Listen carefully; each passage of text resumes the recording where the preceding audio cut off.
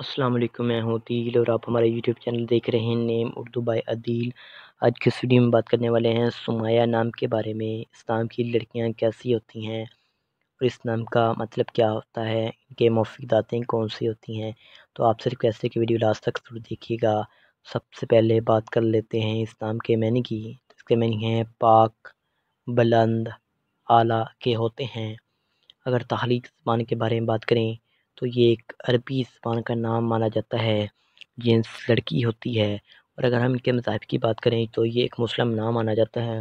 और अगर हम इस्लाम के लकी नंबर की बात करें तो इसका लकी नंबर 6 माना जाता है। अगर आप अपने नाम का सही लकी नंबर मालूम करवाना चाहते हैं तो कमेंट बॉक्स में डेट ऑफ बर्थ ज़रूर बताएं।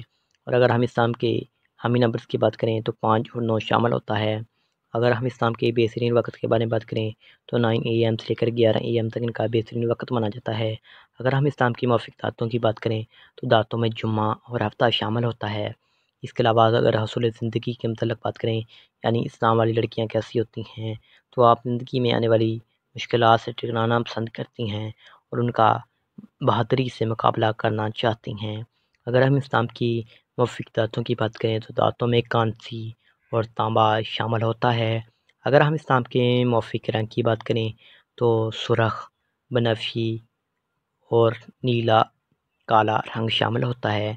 और अगर हम इस्लाम के मौफिक पत्थर की बात करें तो पत्थर में पुखराज शामिल होता है। अगर हम इस्लाम के मुतबादिल मौफिक पत्थर की बात करें तो यमनी पत्थर, हयातैन बी, मोती, सफ़ेद नीलम पत्थर शामिल होता है।